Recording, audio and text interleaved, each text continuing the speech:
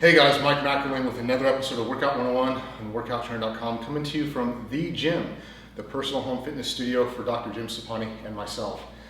Today we're going to be talking about a mid cable fly. Done videos on the high cable fly, now we're moving towards a mid cable fly. Remember, the pecs are a fan-shaped muscle. That means that different positions of the arm are going to place a different load on different areas of the pec. Ideally, you can break up the pecs into three different areas, to where an upper, middle, and a lower pec portion.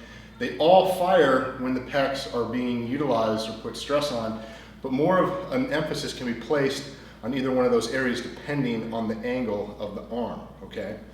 So, in cases where we want to target the middle pec muscles, the middle portion of the pec muscle fibers, as well as the inner portion, we do things like a mid cable fly. Now, most cable crossover machines have multiple positions, which that's actually the way you're going to hit all areas of the pecs, is if you actually play, like Jim Stoppani has a cable fly ladder, where literally you're working through every notch of the cables, the arms in every single position. Now, ideally, not everybody has enough time. If you're at the gym, people are going to get pissed off that you're taking up so much time. So you can break up and pretty much dominantly hit the part that you're working on just based on the three positions, which is a high, a mid, and a low. So today we're going to be talking about the mid, the best way to emphasize the part of the pecs you want to hit, as well as the technique to cover it. Ideally, position of where you want this to take place is right in line with your shoulders, okay? You want the height of the pins to be right about where your arms are. If it's too high, then the angle is going to be all wrong. You're going to have to come down a little bit, and that's more indicative of hitting more of the lower portions of the pecs. So what you want to do here is you want to be in an upright position. You want to be straight up. You want your arms to be out here. Now, the position of the arms is very important. I was actually talking about this yesterday with one of my guys here. A lot of people, when they do flies on the cables, they do things like this. They come forward, and they're coming here, and their head and their arms are up here, and they're doing this motion, okay? To where they're just bringing their hands together. Look at the distance of my elbows when I'm at this position, okay? The distance of your elbows being out here, there's not a whole big contraction. The contraction happens when the elbows are more closely aligned to the center line of my body. So I'm coming out here, and my shoulder is raised up here in a fly. I'm not really targeting the pecs. I'm actually pulling more from the anterior deltoid. So what you gotta do is know how to position your arms, okay? Do this next time you're standing there on the flies. You grab the weight. Before you even get in position, just rotate your palms up like this, to where you're actually in a supinated position. What that's gonna do is rotate your humerus, okay? Stick your chest out, rotate your humerus. Now from here, just do this with your hands. Keep your palms or your arms in the same position, but just rotate the wrist. Rotate the wrist. See how I rotate the wrist, but I'm not rotating my arm? Palms up, rotate the wrist. Here, now that shoulder is depressed. As I come in, I'm actually pulling from the pecs because my humerus is internally rotated, okay? My arm is supinated, my wrist just goes to neutral. And what you want to think about doing is don't pull from your hands, okay? The hands are just an extension of this cable. You're pulling not from this joint. You're pulling and rotating about the shoulder. Jim Stoppani actually has a great way to overcome this, which is to do hands free.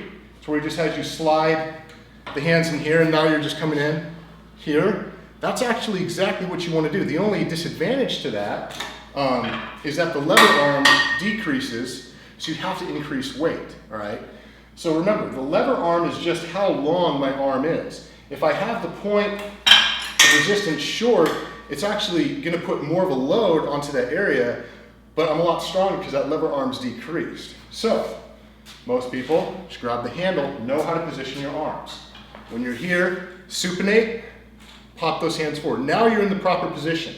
However, I have to step ahead of the resistance to where I'm getting a good constant tension applied to the pecs. If I'm back here, there's no tension applied to the pecs. Step ahead of the resistance. Not too far ahead, but just slightly ahead to where your arms aren't hyperextending, but there is constant tension applied to the pecs. From here, you want to sit nice and tall. Broaden that chest. I can already feel a stretch. As I come in here, as I'm closing that gap, I'm turning my palms in to where I'm actually minimizing the distance between my elbows here.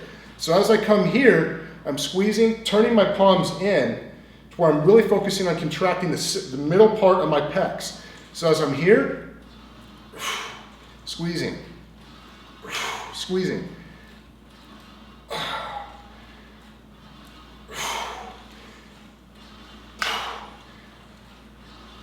One more. Now again, the closer I get my elbows, I'm not going to be able to get them all the way together like in a pec deck. But as I come here, I'm going to get them as close as I possibly can. That way you're maximizing the contraction into the pecs. A lot of people, when they do this, they also do this. They come forward and they lean down and they're doing that. Look, that's all fine. Nothing wrong with that, but you're not maximizing the load applied to the pecs, okay? And playing around with the resistance or the angles, okay, that's fine. You can certainly do that. But just understand the best way, my goal is to make sure you guys know the best way to hit the muscle groups in the parts of the body that you want to intend on changing. Not just doing something that you see somebody doing on YouTube, doing it to where they're a big dude, juiced out of his mind, trying to do an exercise, okay? We're showing you guys how to do it. So this is the mid cable fly. Shoulder height. Supinate. Rotate your palms in, step forward. Shoulders depressed, bring those elbows together, turn at the last 30%.